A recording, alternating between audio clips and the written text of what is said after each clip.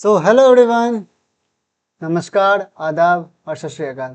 तो कैसे हो तुम लोग? आई थिंक तुम लोग बढ़िया होगे, अच्छे होगे, एकदम मस्त कर रहे होगे। आज ये क्लास 10th का थर्ड लेक्चर होगा और ये लास्ट लेक्चर होगा इस चैप्टर का। ओके, आज ये लेक्चर के साथ ये चैप्टर खत्म होने वाला होगा, रियल नंबर चैप्टर, जो कि पहला चैप्टर था। बोरिंग नहीं लगना चाहिए, I tried my best. But अगर कुछ लगा हो, कुछ खराब लगा हो, कुछ नहीं समझ आया हो, कुछ नहीं बन रहा हो, तो मुझे तुम कमेंट कर सकते हो, पूछ सकते हो कहीं भी। ओके, सो आगे बढ़ते हैं और आज इस चैप्टर को ख़त्म करते हैं। कल से न्यू चैप्टर स्टार्ट होगा, पॉलिनोमियल्स, जहाँ से मैथ्स स्टार्ट होगा। ये तो मैथ्स का एकदम बेसिक फाउंडेशन था, जो कि मैथ्स कैसे स्टार्ट हुआ। ओके, सो आगे बढ़ते हैं। सो आज जानेंगे हम लोग रैशनल नंबर्स क्या होते हैं, उसके बाद उनके उनके बेसिस पे कुछ क्वेश्चन, इरैशनल नंबर क्या होते हैं मेनली। ओके, सो रैशनल नंबर के पहले जानने से पहले कुछ चीज़ें जानते हैं। तुम लोग पढ़े होगे नाइन्थ में भी, नाइन्थ में पहले चैप्टर में भी यही पढ़ना था। अगर नाइन्थ नहीं पढ़े हो तो फिर हम अभी बताएंगे, अच्छे से बता देंगे, कोई दिक्कत नहीं है। सो सबसे पहले जानते हैं हम लोग ये नेचुरल नंबर क्या होता है। So all counting numbers are called natural numbers. Okay, counting number जो कि 1 2 3 4, जीरो को नहीं, 1 2 3 4 काउंटिंग मतलब जिसको तुम काउंट कर सकते हो, जीरो को थोड़ी काउंट कर सकते हो। 1 2 3 4 इस तरीके से इन्फिनिटी तक, 100 1000 लैक्स जितना भी जा सके। सो काउंटिंग नंबर को क्या कहते हैं? नेचुरल नंबर कहते हैं। Clear? Whole number, natural number के साथ जीरो जब लग जाता है तो उसको होल नंबर कहते हैं। मीन्स जीरो से स्टार्ट होता है नंबरिंग, 0 1 2 3 4 5 6 ऐसे and so on, whole number इसको कहते हैं। ठीक है, उसके बाद बात आता है इंटीजर्स का। इंटीजर्स इसको कहते हैं counting number, means natural number plus zero plus negative numbers of natural number. मतलब समझ रहे हो, नेचुरल नंबर क्या हुआ? नेचुरल नंबर हो गया तुम्हारा 1 2 3 4। ओके, उसके बाद तुम्हारा आया होल नंबर, होल नंबर आया 0 1 2 3 4। जब तुम्हारा इंटीजर आया, इंटीजर क्या हुआ? 0 1 2 3 4 भी, 1 2 3 4 भी, 0 भी, 1 2 3 4 भी। और negative of counting number means, negative means -1 -2 -3 -4। Negative of counting number, zero का कोई नेगेटिव नहीं होता है, ये ना इधर नेगेटिव है, ना ही नेगेटिव है और ना ही पॉजिटिव है, ये दोनों में से कुछ नहीं है। ओके, जीरो न्यूट्रल है और 1 2 3 4 जो नेचुरल नंबर है उसका नेगेटिव, क्या होता है? भी जुड़ जाता है इंटीजर्स में। ओके, समझा? इंटीजर्स में क्या क्या हुआ? Negative of natural number, zero and natural numbers. Clear थोड़ा सा? चलो, उसके बाद क्या हुआ? Rational number. रैशनल नंबर क्या होता है? The numbers of the form P by Q. P by q के फॉर्म में मतलब फ्रैक्शन के फॉर्म में, 1/2 2/3 5/7 इस तरीके से। Where P and Q are integer. Integer मतलब वहां नेगेटिव भी हो सकता है, जीरो भी हो सकता है, या फिर पॉजिटिव नेचुरल नंबर्स भी हो सकते हैं। बट ये डेसिमल में नहीं हो सकता, ऐसा नहीं डाल देना कि यार 2.5/3.6, इसको रैशनल नंबर नहीं कहेंगे। हाँ, इसको तुम सॉल्व करोगे, मतलब थोड़ा सा एक स्टेप और आगे बढ़ के 25/36 इसको सॉल्व करोगे तो ये रैशनल नंबर कहला जाएगा।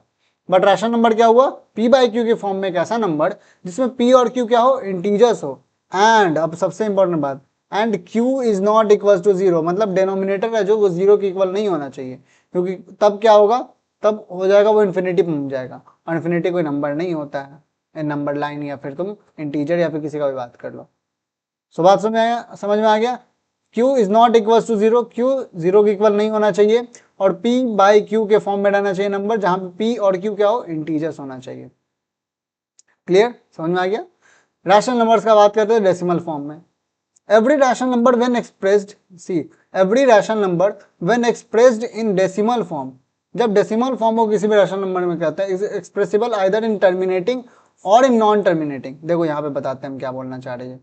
देखो पहले इसको इरेज करते हैं, क्या बोलना चाह रहा है? जब भी हम लोग डेसिमल फॉर्म को हम लोग रिप्रेजेंट करते हैं, तुम ही सोचो, एक डेसिमल आया 2.1, ठीक है, एक डेसिमल नंबर है 2.1, और एक डेसिमल नंबर क्या होगा? 2.135767 ऐसे कुछ भी जाते जा रहा है, खत्म ही नहीं हो रहा है भाई। तो बात समझ रहे हो? तीन तरह हुआ, ठीक है, डेसिमल्स का तीन टाइप होता है, डेसिमल्स का तीन टाइप। ओके, पहला टर्मिनेटिंग, दो ही टाइप होता है ऐसे डेसिमल्स का, तो रुको, वेट वेट वेट, इसको थोड़ा सा फाइन बनाते हैं। और सो डेसिमल्स का दो टाइप हुआ, टर्मिनेटिंग और दूसरा क्या हुआ? Non terminating. नॉन टर्मिनेटिंग और टर्मिनेटिंग मतलब क्या हुआ? Terminating, terminating. ओके, सो टर्मिनेटिंग क्या हुआ, जो खत्म हो जाता है डेसिमल, जैसे 2.1 या फिर 2.37 या फिर 3.7357, मतलब एट द एंड उसका एंड है वहां पे, ऐसा नहीं कि चलते जा रहा है। नॉन टर्मिनेटिंग मतलब endless, endless. Okay, non terminating का दो टाइप होता है, एक होता है रेकरिंग, एक होता है रेकरिंग और एक होता है non recurring. Okay, non recurring. Okay, so recurring क्या हुआ, रेकरिंग मतलब रिपीट होते जा रहा है, जैसे मान लो 2.17 फिर 17 फिर 17 फिर 17 फिर 17, इस तरीके से आया कोई डेसिमल नंबर, या फिर 3.333333 और ऐसे ही चलते जा रहा है चलते जा रहा है चलते जा रहा है, स्टॉप नहीं हो रहा है, बट इस तरीके से तो रिपीट हो रहा है, 3 रिपीट हो रहा है बार बार। ओके, पूरा रिपीट सीक्वेंस फॉलो हो रहा है, यहाँ 17 रिपीट हो रहा है, 17 रिपीट हो रहा है, रिपीट हो रहा है, उसको कहते हैं रेकरिंग या फिर रिपीटिंग, इसको रिपीटिंग भी कहते हैं। सो रेकरिंग या रिपीटिंग। और एक होता है नॉन रेकरिंग, जैसे इसका रिपीटेशन ही नहीं है, जैसे 0.1001 इस तरीके से रिपीट हो ही नहीं रहा है, ये ऐसे ही चलते जा रहा है। बात समझ आया, जैसे यहाँ पे ले लो 0.110 फिर 0.1110 फिर 41 फिर 0, इस तरीके से कुछ भी चलते जा रहा है, तो ऐसे ही गोज ऑन। सो अब देखो ये टर्मिनेटिंग, जैसे इसको टर्मिनेटिंग प्लस नॉन टर्मिनेटिंग का रेकरिंग। ओके, इन दोनों को कहते हैं रैशनल नंबर। ओके, इन दोनों क्या कहते हैं, रैशनल नंबर। ओके, और इसको क्या कहते हैं, irrational number, irrational number.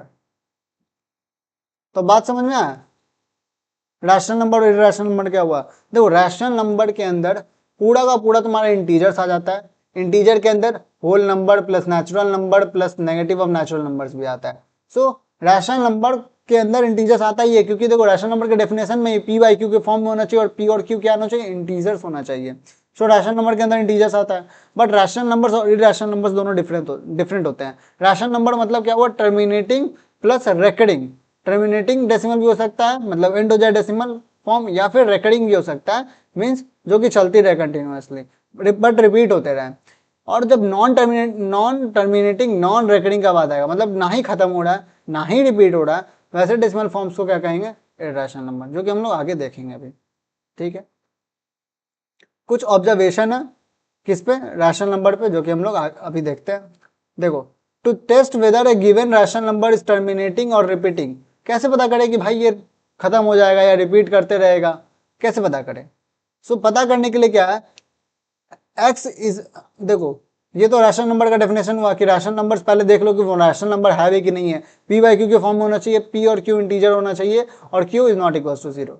So x is a terminating decimal only when q is of the form 2 to the power m into 5 to the power n for some non-negative integers m and n।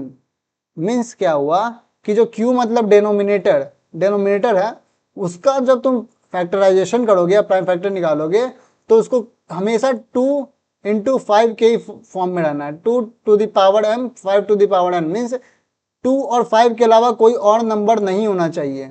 अगर कोई other number आ गया तो वो terminating नहीं होगा या फिर repeating नहीं होगा, वो इरैशनल नंबर ही होगा। बात समझ में आ गया, घुस गया भेजा में। क्यू मतलब डेनोमिनेटर, डेनोमिनेटर का जब तुम फैक्टराइजेशन करोगे उसमें सिर्फ 2 और 5 का ही इन्वॉल्वमेंट होना चाहिए, 3 8 7 6 कुछ भी अलग आ गया तो वो नहीं होगा। क्या नहीं होगा, टर्मिनेटिंग या फिर रेकरिंग, मतलब रैशनल वो होगा ही नहीं। x is non-terminating, x is non-terminating repeating decimal if q is not equals to 2 to the power m into 2 to the power into 5 to the power n। देखो एक हम उस पर करेंगे सवाल, हम लोग ये चीज देख लो, देखो इसको ही मारो गोली, ये तुम लोगों को नहीं पढ़ना है, इसको हटाओ। रियल नंबर हम लोग पढ़ रहे हैं, इसको हटाओ, ठीक है, ये हटाओ, रियल नंबर हम लोग पढ़ रहे हैं। तो देखो रियल नंबर के अंदर आता है, ये रियल नंबर ए मान लो, उसके अंदर आता है irrational plus rational. Okay, rational के अंदर आता है इंटीजर्स। ओके, इंटीजर्स के अंदर आता है होल नंबर, और होल नंबर के अंदर आता है नेचुरल नंबर। समझ लो ये सर्कल पूरा बना हुआ है। रियल नंबर ये बड़ा वाला सर्कल हो गया, मान लो ये जो बड़ा वाला सर्कल है ये रियल नंबर हो गया, ठीक। रियल नंबर के अंदर आता है रैशनल प्लस इरैशनल, समझे? जैसे यहाँ पे लिखते हैं हम लोग, रियल के अंदर आता है रैशनल और इरैशनल। ओके, रैशनल के अंदर आता है इंटीजर्स, रैशनल के अंदर क्या है, इंटीजर्स आया, ठीक है, रैशनल के अंदर क्या आ गया, इंटीजर्स। उसके बाद इंटीजर्स के अंदर क्या आता है, होल नंबर, होल नंबर के अंदर क्या आता है, नेचुरल नंबर। तो इसी तरीके से आगे चलते जाता है। ओके, देखो एक क्वेश्चन करते हैं। अभी हम लोग क्या पढ़े, 2 to the power m into 5 to the power n के फॉर्म में रहना चाहिए, और जहाँ पे m और n है वो नॉन नेगेटिव होना चाहिए। ऐसा नहीं कि पावर -2 हो जाए, -3, ऐसा नहीं, पावर भी पॉजिटिव होना चाहिए। ओके, चलो यहाँ पे एक दो क्वेश्चन करते हैं, उसका एक दो क्वेश्चन तुम करना, तुम लोग खुद करना, ठीक है। सो करते हैं, पहला मान लो करते हैं। ओके, तो पहला क्या है, पहला तो दिख रहा है, हटाओ, पहला नहीं करेंगे, दूसरा करते हैं, 17/90। ओके, हम लोग क्यू का बात किए थे, तो क्यू मतलब डेनोमिनेटर मतलब 90, 90 को हम लोग प्राइम फैक्टराइजेशन करते हैं, देखते हैं 90, 2 से 45, 2 से, 2 से तो होगा नहीं, 3 से 15, फिर 3 से और फिर 5, तो इसका क्या निकला, 2 इंटू 3 इंटू 3 इंटू 5 मीन्स 2 का पावर 1 इंटू 3 का पावर 2 इंटू 5 का पावर 1। देखो 2 टू द पावर तो है something, okay, 5 to the power भी है, बट ये 3 टू द पावर क्या कर रहा है यहाँ पे, ये नहीं होना चाहिए। सो इसलिए ये नॉन टर्मिनेटिंग रिपीटिंग है, non terminating, non terminating repeating decimal है ये। ओके, तो ऐसे ही तुमको फाइंड करना है। उसी तरह अगर तुम 180 का देखते हो, मान लो तुम इसका देख रहे हो 66/180, सो 180 का क्या हो जाएगा प्राइम फैक्टर, देखते हैं 180, तो 2 से 90, 2 से 45, 3 से 15, 3 से 5, सो इसका भी 2 into 2 into 3 into 3 into 5 means 2 का स्क्वायर इंटू 3 का स्क्वायर इंटू 5 का पावर 1। सो देखो इसमें फिर से 3 इंक्लूड हो गया, तो ये नहीं होना चाहिए था, तो फिर ये क्या हो जाएगा, नॉन टर्मिनेटिंग रिपीटिंग डेसिमल। बाकी का दो, ये जो 1 और 3 बचा, ये तुम खुद से बनाओ, ठीक है। आगे बढ़ते हैं हम लोग। देखो अब ये एक तरह का क्वेश्चन आता है, express each of the following as a rational number. देखो ये जो डेसिमल फॉर्म दिया है, इन सबको तुमको रैशनल नंबर के फॉर्म में लिखना है, इन सिंपलेस्ट फॉर्म। देखो अब ये तुम बोलोगे ये बार क्या है, इसको कहते हैं, ये बार कहते हैं इसको, बार, ये जो ऊपर हेडिंग टाइप दिया हुआ है उसको बार कहते हैं। इसका मतलब क्या होता है कि रिपीट हो रहा है, means bar on a number, on a number means it is repeating, repeating. Okay, जैसे हम तुम लोग को यहाँ पे लिख के बताते हैं ये क्या है। ओके, सही, हटाओ। अब देखो यहाँ पे ये इसका मतलब क्या हुआ, ये 0.666666 ऐसे ही। इसका मतलब क्या हुआ, 1.888888 और ये रिपीटिंग। इसका मतलब क्या हुआ, 0.166666 और इस तरीके से रिपीट। देखो यहाँ पे जो बार है वो सिर्फ 6 पे है, तो इसीलिए सिर्फ 6 ही रिपीट हो रहा है, ऐसा नहीं कि 1 भी रिपीट हो गया। तो बार मतलब समझे क्या होता है, बार उसी बार जिस पे रहेगा सिर्फ वही रिपीट होगा, ठीक। चलो इसका पहले हम लोग कौन सा करते हैं बताओ, बी नंबर करते हैं, ए और सी तुम लोग करना, ट्राई करना, क्योंकि देखो 9th में ही पढ़ के आए हो सेम चीज, नहीं कर पा रहे हो तभी हम एक एक करते जा रहे हैं। हम ऐसा नहीं कर रहे, अगर कुछ नया आ रहा तो हम पूरा करवाते हैं, पर तुम लोग करके भी आए हो, तुम लोग को खुद से करोगे तो प्रैक्टिस होगा। हम इसलिए एक करवा रहे कि बता दे कि कैसे कैसे क्या हो रहा है, कैसे कैसे क्या वर्क कर रहा है। इसको हम लोग थोड़ा सा साफ करते हैं, बहुत गंदा लग रहा है। ओके, चलो इसको हटा दो बस। अब जैसे हम लोग, हाँ यहाँ थे, हाँ, तो पहला दूसरा नंबर करते हैं। ओके, बी नंबर 1.8, 1.8 का जो बार लगा हुआ है, 1.8 बार, इसका मतलब क्या हुआ, 1.8888। इसको कैसे करना है, फ्रैक्शन में लाना है, रैशनल फॉर्म में। So let x is equals to 1.88888, ठीक है। सो देन अगर 10x कर देंगे तो क्या हो जाएगा, 10x इज इक्वल्स टू 18.888888, ऐसे ही समथिंग हो जाएगा। मीन्स इसको ऐसे तुम लोग लिख सकते हो 1.8 का बार, और इसको लिख सकते हैं हम लोग 18.8 का बार। मतलब ये तो 8 तो अनलिमिटेड है ना भाई, 8 तो असंख्य, उसमें से अगर एक 8 तुम निकाल भी लोगे तो क्या फर्क पड़ रहा है, 8 तो अनलिमिटेड है। तो ये चीज समझ में आ गया। सो इसको मान लो इक्वेशन 1 और इसको मान लो इक्वेशन 2, इसको मान लो इक्वेशन 1, इसको मान लो equation 2। Okay, so subtracting equation 1 from equation 2। Okay, equation 1 को इक्वेशन 2 से घटा रहे हैं, मतलब 10x minus x is equal to 18.8 का बार माइनस 1.8 का बार। सो इसका वैल्यू कितना आएगा, इसका वैल्यू 17 आ जाएगा। 9x is equal to 17। अब ये बोलेगा 17 कैसे आ गया भैया, देखो ये जो जितना भी 8 था वो 8 से तो कट ही नहीं जाएगा। मान लो 2.2222 समथिंग जा रहा है, तो यहाँ भी 5.2222 समथिंग है, और अगर दोनों को माइनस करोगे तो ये तो पूरा कठिन नहीं जाएगा, 2 से 2 कटते जाएगा, ऐसे ही करते जाएगा हमेशा हर नंबर, ये दोनों माइनस होगा। बात समझ में आ रहा है। तो उसी तरीके से हम लोग यहाँ भी किए, 18.8 का बार था माइनस 1.8 का बार था, तो हम लोग को 17 आया, 18 माइनस 1 कर दिए सीधे 17। ओके, सो क्या है हम लोग को value 9x is equal to 17, x is equal to क्या हो जाएगा 17/9, और ये सिंपलेस्ट फॉर्म है फ्रैक्शन का आंसर हो गया। बात समझ में आ गया। देखो अगर नहीं समझ में आएगा 2 क्वेश्चन ट्राई करोगे, ए और सी, नहीं आएगा तो मेरे 9th के क्लास लेक्चर नंबर 2 पे जाना, 9th का क्लास लेक्चर नंबर 2, वहाँ तुम लोग को बहुत बढ़िया से बता दिया गया है। ओके, चलो ठीक है, अब हम लोग आगे बढ़ते हैं इररेशनल नंबर की तरफ। इररेशनल नंबर हम लोग बताएं क्या होता है, ये non terminating plus with non repeating, repeat भी नहीं होगा, नॉन रिपीटिंग डेसिमल्स। ओके, बात समझ में आ गया। देखो यहाँ दिया हुआ है, a number which can neither be expressed as a terminating decimal non as a repeating decimal, ना ही टर्मिनेट हो रहा हो ना ही रिपीट हो रहा हो, तो उसको क्या कहते हैं, इररेशनल नंबर कहते हैं। Thus non terminating non repeating decimal are irrational numbers. Okay, clear है। जैसे एग्जांपल हम लोग लेते हैं, ऐसे देखो यहाँ पे एग्जांपल दिया हुआ है, जैसे देखो 0.01 मतलब ये एंडलेस है, ये रिपीट भी नहीं हो रहा है, ये एंडलेस है, टर्मिनेट भी नहीं हो रहा है, तो इसको क्या कहेंगे, इररेशनल नंबर कहेंगे। देखो यहाँ भी देखो इसी तरीके से इररेशनल नंबर ये सारा हुआ। Square root of any positive integer जो कि परफेक्ट स्क्वायर नहीं है, जैसे परफेक्ट स्क्वायर कहने का मतलब क्या हुआ, स्क्वायर रूट ऑफ 4 निकालोगे तो वो 2 आ जाएगा, ये परफेक्ट स्क्वायर है। स्क्वायर रूट ऑफ 9 निकालोगे तो ये 3 आ जाएगा, स्क्वायर रूट ऑफ 16 निकालोगे तो ये 4 आ जाएगा, तो ये सब नहीं होगा इररेशनल नंबर।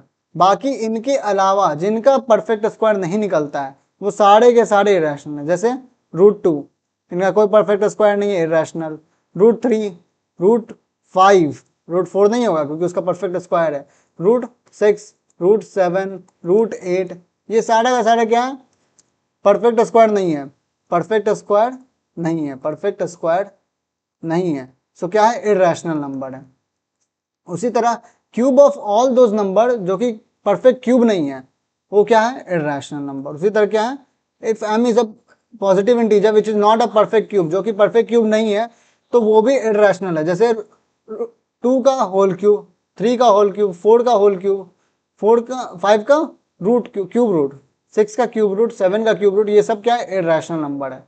और जैसे कुछ इररेशनल नंबर क्या हो गए, जैसे एग्जांपल इसका ले लो, पाई का वैल्यू था 22/7, और ये इररेशनल नंबर है, एंडलेस है, इसका अगर तुम डेसिमल फॉर्म में निकालना चाहो तो इसका नॉन टर्मिनेटिंग नॉन रिपीटिंग आएगा। तो याद रखना पाई भी एक इररेशनल नंबर है, याद रखना, एमसीक्यू में पूछा जा सकता है।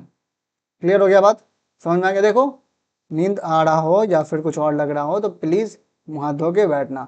मैथ्स पढ़ने में कहीं कहीं बोरियत भी लगता है, नींद आने लगता है, तो या तो तुम सवाल सॉल्व करते रहो, जो होमवर्क दे रहे हो उसको सॉल्व करते हो, जैसे अभी हम ए और सी दिए, वीडियो पॉज करो उसको बनाओ, और अगर नींद आ रहा है तो एक बार पानी से छींटा मारो फिर आके पढ़ो, क्योंकि अगर तुम नींद में ऐसे झुकते झुकते पढ़ोगे तो फिर तो कुछ नहीं होगा। समझ में आ रहा है बात, तो ऐसे ही तो थोड़ा सा माइंड पे प्रेशर कम लेके पढ़ोगे तो सही हो जाएगा। अभी फर्स्ट ही चैप्टर चल रहा है यार, अभी तो कुछ स्टार्ट भी नहीं हुआ है, ताकि टेंशन लेने का है क्या, सही बात वो है ना, ठीक है। तो अब आगे बढ़ते हैं, इर्रेशनल नंबर समझ गए तुम लोग। अब कुछ क्वेश्चन बनाते हैं हम लोग जो कि बहुत इंपॉर्टेंट है, 10th के पर्सपेक्टिव से बहुत इंपॉर्टेंट है। ठीक, चलो, बोर्ड्स में पूछा जाता है ये सब क्वेश्चन, बोर्ड्स में एकदम पूछा जाता है ये एकदम इंपॉर्टेंट सवाल है। अभी जो तो 3 करवाएंगे लगातार, बहुत इंपॉर्टेंट सवाल होगा। So prove that root 2 is irrational number. Prove करो भाई कि रूट 2 कैसे इर्रेशनल है। तुम बोल दिए कि एग्जाम्पल में, लेकिन प्रूव करो। प्रूव करते हैं। सो पहले मान लेते हैं let root 2 be a rational number.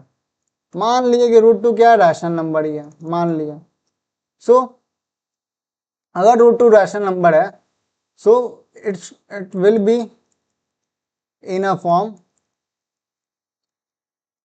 Of p by q. Rational number क्या होता है, पी बाई क्यू के फॉर्म में, वेयर पी और क्यू इंटीजर होगा और Q is not equal to 0 where. लेकिन एक और कंडीशन है, where P and Q are coprimes. अब ये को प्राइम क्या होता है भैया, को प्राइम्स। ओके, सो ये को प्राइम्स क्या होता है, पी एंड क्यू को हम क्या माने, को primes means common factor of two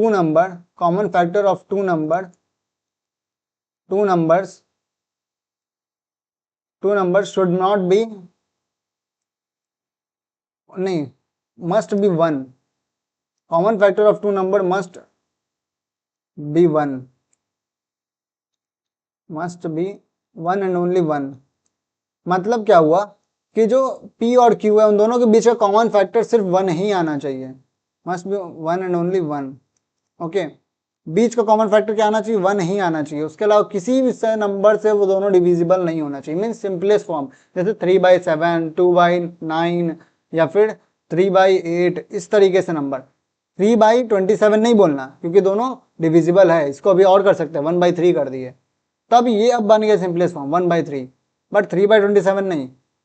बात समझ में आ गया, चलो ठीक। पी एंड क्यू आर को प्राइम्स, ठीक है। सो क्या आ जाएगा, बन जाएगा, सो इसको लिख सकते हैं root 2 is equal to p by q where P and Q are coprimes. चलो ठीक है, इतना समझ में आ गया, चलो ठीक। इसको ऐसे अब देखो, दोनों तो स्क्वायर ले लेते हैं, रूट 2 का होल स्क्वायर ले लिया और यहाँ पे भी स्क्वायर ले लेते हैं, पी बाई क्यू का whole square, taking square both the sides. Taking square, देखो ये पहला क्वेश्चन है, हम पूरा स्टेप बाय स्टेप लिख के समझा रहे हैं। ओके, ऑन बहुत इंपॉर्टेंट क्वेश्चन है, इसीलिए ऑन बोथ द साइड्स पूछा जाता है इस चैप्टर से, ये क्वेश्चन आने का बहुत प्रोबेबिलिटी रहता है। सो ये हो गया। इसको लिख सकते हैं रूट 2 का होल स्क्वायर क्या हो जाएगा, 2 हो जाएगा। 2 is equal to P square by Q square. इसको हम लोग लिख सकते हैं p square is equal to 2 into q square. अब ये इक्वेशन 1 हो गया मान लो, ठीक। अभी इक्वेशन 1 हुआ तो देखो p square is equal to q square, तो इसके बिना पर इस पे क्या बोल सकते हैं ये चीज, then p square is divisible by 2।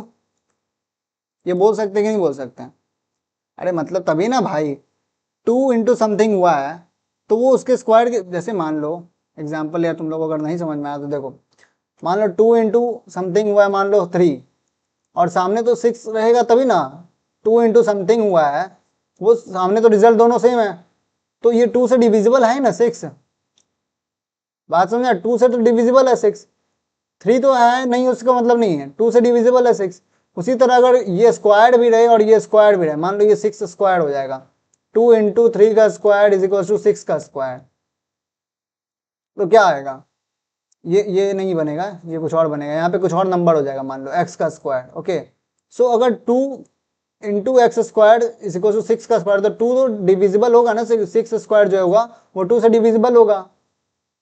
बात समझ में आया, तो then p square is divisible by 2। 2 एक फैक्टर होगा पी स्क्वायर का, पी स्क्वायर कर दो फैक्टर का तो 2 निकलेगा। Therefore p is divisible by 2, p is also divisible by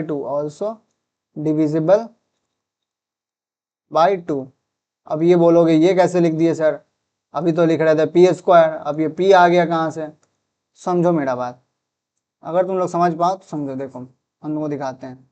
if a number is divisible, like अगर मान लो 6 स्क्वायर डिविजिबल है 2 से, ठीक है, तो मतलब क्या होगा, 6 इंटू 6 डिविजिबल होगा 2 से। तो अगर ये डिविजिबल है 3 6 6 टू द 3 टू द 6, तो ये जो 18 निकला, ये अब ये जो अगर तुम एक सिंगल 6 लोगे तो ये भी तो डिविजिबल ही होगा ना 2 से।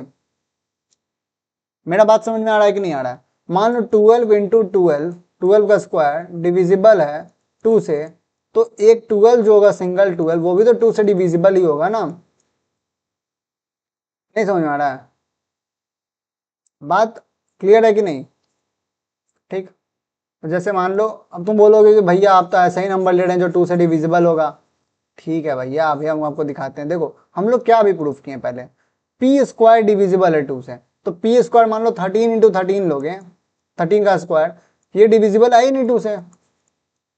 तो इसका एग्जाम्पल हम लोग कैसे ले सकते हैं, कोई ऐसा नंबर लो जो 2 से डिविजिबल हो।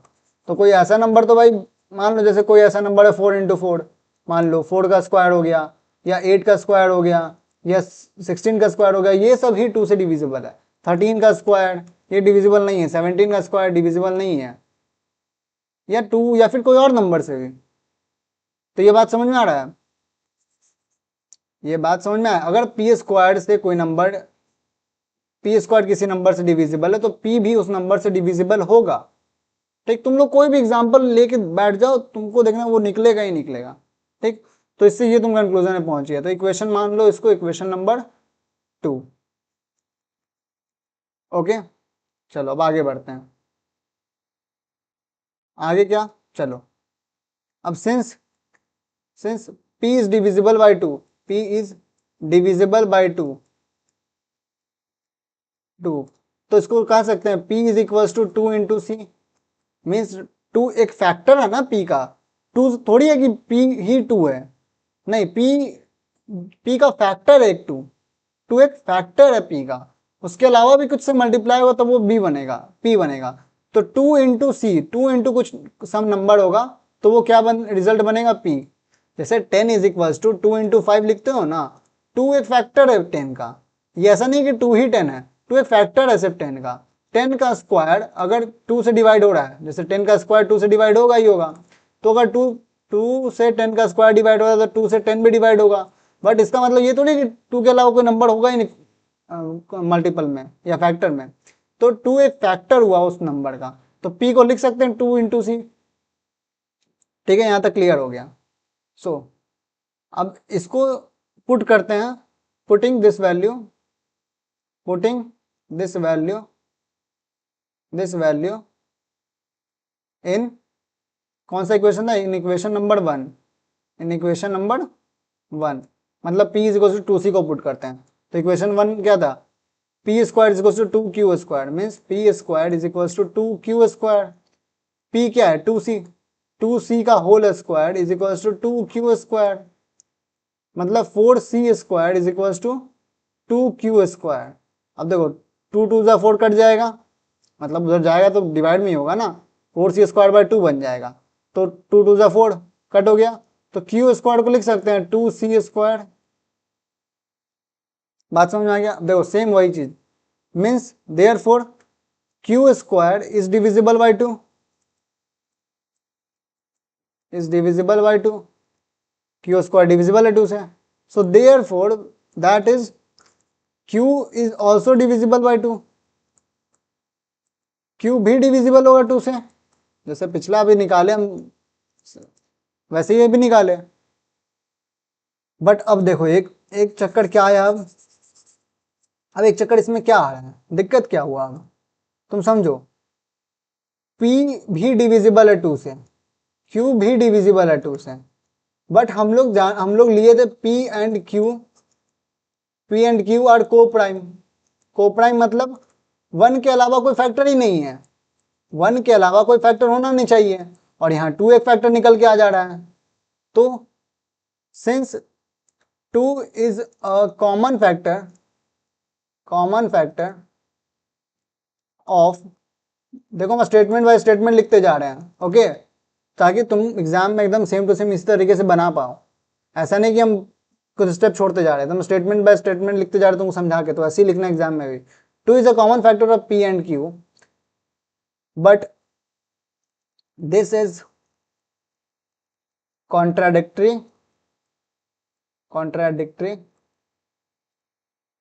to our statement। कौन सा स्टेटमेंट कॉन्ट्राडिक्टरी है? That is P and Q should be coprime. भाई कोप्राइम फॉलो ही नहीं कर रहा है, so therefore our assumption was wrong. तभी ना भैया हम लोग जो माने वो गलत था, कोप्राइम होगा ही नहीं। और अगर जो माने गलत होगा, अगर कोप्राइम नहीं होगा तो वो रैशनल नंबर नहीं, और रैशनल नंबर नहीं है तो वो इरैशनल नंबर है। Therefore our assumption was wrong, हमारा अजम्पशन क्या हुआ? रॉन्ग हुआ। Therefore √2 is an irrational number. Proof, irrational number proof. Clear? एकदम सही से समझ में आ गया √2 कैसे इरैशनल हुआ? नहीं हुआ क्लियर? बैक करो एक बार फिर से समझो। अभी फिर से हम √3 का दिखाएंगे, तो वो लेकिन शॉर्ट में दिखाएंगे, इतना पूरा वास्ट नहीं लिखेंगे। ठीक, अगला लेते हैं, √3 को प्रूफ करते हैं। ओके, सो इसमें भी सेम मेथड लगाएंगे। Let √3 be a rational number. Okay, √3 को भी क्या माने? एक रैशनल नंबर माने। And let there exist a P by Q form where P and Q, देखो ये खुद से पहले एक बार ट्राई करो, ठीक है? मेरे वीडियो को, लेक्चर को पॉज करो, खुद से ट्राई करो। Where P and Q are coprime, P and Q को कोप्राइम मान लिया। कोप्राइम मतलब फैक्टर 1 ही होना चाहिए सिर्फ, ठीक है? So therefore √3 is equal to P by Q।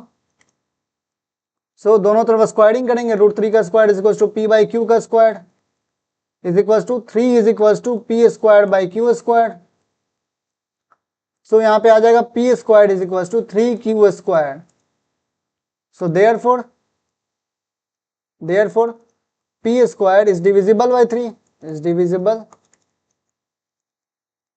3, P square 3 से डिविजिबल है। Therefore wait therefore P is divisible by 3, P भी डिविजिबल होगा 3 से। बात समझ में आया? सो देयर एग्जिस्ट, और P एग्जिस्ट है, P डिविजिबल है 3 से, तो क्या हो जाएगा? P इज इक्वल टू 3 से लिख सकते हैं इसको। अभी बताए कैसे लिख सकते हैं हम लोग। इसको मान लो इक्वेशन 1, इसको मान लो equation 2। Okay, so substituting the value of equation 2 in equation 1 में पुट करते हैं। सो क्या हो जाएगा? 3C का whole square is equal to 3Q square, means 9C square is equal to 3Q square, means 3 3 9 cut गया, Q square is equal to 3C square. अब ये हो गया यहाँ पे मान लो तीसरा इक्वेशन। ठीक, आगे बढ़ते हैं। सिंस 3 क्या था, रिजल्ट क्या है देखो, Q square is equal to 3C square, means result आया तुम्हारा Q square is equal to 3C square. Therefore Q square is divisible by 3, is divisible by 3। Therefore Q is also divisible by 3, Q is also divisible by 3, but this is contradictory to our statement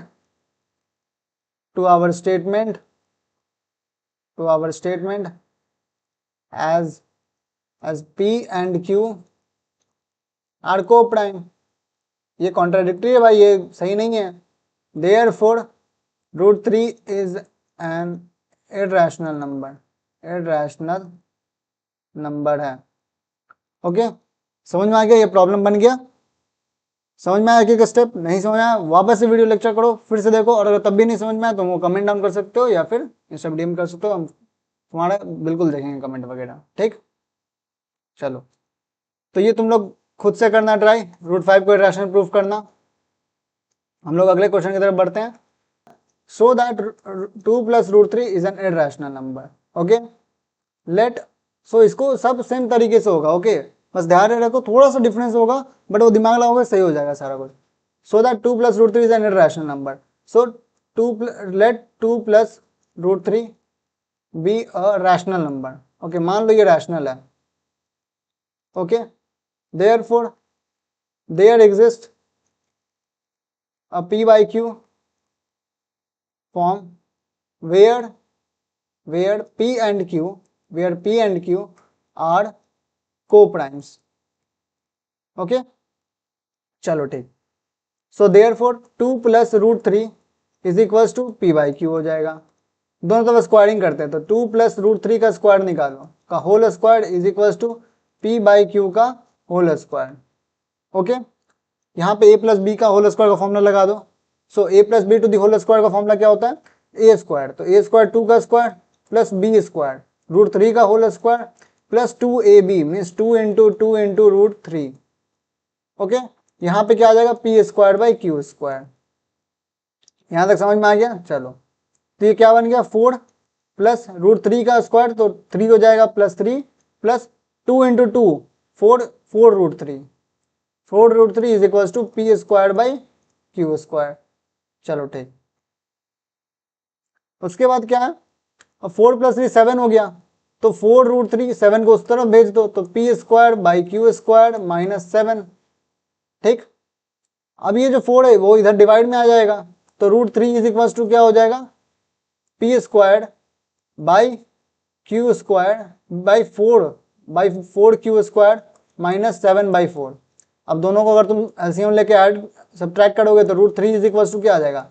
p square -7 q square by 4q square, ये आ जाएगा। अब तुम देखो, तुम समझो यहाँ पे, since p q दोनों चीज आर इंटीजर्स p और q क्या है? इंटीजर्स, और 7 और 4 तो ऐसे भी कांस्टेंट है भैया। p और q क्या है? इंटीजर्स है, क्योंकि भैया जब कोई रैशनल नंबर मानते हैं तो p और q इंटीजर ही होता है ना। p and q are integer, so therefore √3 must be rational number. But since हम लोग जानते हैं √3 रैशनल नंबर है ही नहीं, √3 तो इरैशनल है। But we know that we यहाँ पीछे करते हैं। ओके, पीछे करते हैं हम लोग अगले पेज पे। But we know that √3 is an irrational number. But √3 क्या हुआ? इरैशनल नंबर है। So our assumption was wrong, क्योंकि भैया देखो, अब हम लोग ये तो प्रूफ नहीं ना कर सकते इससे कि √3 ही रैशनल हो गया, नहीं। इससे हम लोग ये क्यों नहीं प्रूफ कर पा रहे हैं? देखो, दो चीज आया, या तो तुम इस स्टेटमेंट से ये बोल दो कि √3 एक रैशनल ही नंबर है, √3 इरैशनल नहीं है। तो ऐसा क्यों नहीं बोल रहे हैं? क्यों? क्योंकि हम लोग माने थे कि ये 2 + √3 जो है वो रैशनल है। हम लोग एजम्पशन किए हैं। अगर हम लोग कोई एजम्पशन नहीं किए होते तभी रिजल्ट आता तो हम लोग बोल देते कि नहीं √3 एक रैशनल नंबर है। बट हम लोग माने हैं तो हम लोग का मानना वो गलत हुआ, तभी हम लोग का जो स्टेटमेंट आ रहा है वो गलत आ रहा है। So our assumption was wrong, therefore 2 + √3 is an irrational number, clear? सब एकदम खुल गया दिमाग से? चलो ठीक, अब हम लोग नेक्स्ट प्रॉब्लम देखते हैं। शो दैट 2√3 इज एन, देखो ये सारा क्वेश्चन बोर्ड के लिए बहुत बहुत इंपॉर्टेंट है। ओके, बहुत important. Show that 2√3 is irrational. चलो ठीक, लेट, वही काम, 2√3 be rational. So there exist देखो तुम लोग बनाना तो पूरा स्टेप लिख के बनाना, क्योंकि तभी आदत बैठेगा, तभी तुम लोग एग्जाम में भी लिख पाओगे। देखो हम भी लिखते जा रहे हैं ना, there exist a p by q form where P and Q, where P and Q are co-primes, और इंटीजर्स तो होता ही है, रैशनल नंबर का डेफिनेशन सही है वो तो P और Q क्या है, co-prime। ओके, सो क्या होगा, 2√3 is equal to P by Q, 2√3 is equal to P by Q, दोनों तरफ स्क्वायर करते हैं, तो 2√3 का whole square is equal to P by Q का होल स्क्वायर। ओके, सो ये क्या आ जाएगा, ये आ जाएगा तुम्हारा 2√3 का होल स्क्वायर, तो ये हो जाएगा तुम्हारा 2 टू ज़ा 4, 4 3 ज़ा 12, ये 12 आ जाएगा। 12 is equal to P square by Q square. अब यहाँ पे सेम उसी तरीके से P square is equal to 12 Q square मानो, P square is divisible by 12, is divisible by 12, so therefore p is also divisible by 12, also divisible by 12। okay, therefore p is equals to 12c, p के साथ 12c एक exist करता होगा, substituting this value in equation 1, equation 1 मान लो ये, okay ये equation 1 है। So therefore p square means 12c का square is equal to 12q square, so 12c का square means 144c square is equal to 12q square, 12 का whole square क्या होता है, 144 होता है वैल्यू। ओके, सो ये 12 से 12 बार में कैंसिल हो जाएगा, so means q square is equal to 12c square. अब since q square is divisible by 2, is divisible by 12, is divisible by 12, so therefore q is also divisible by 12, q is also divisible by 12। Okay, next page पे आते हैं। so therefore since our assumption becomes wrong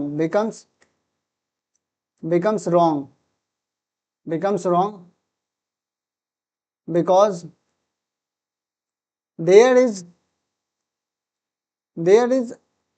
another, our assumption becomes wrong because there is another factor, common factor of P and Q, as we assumed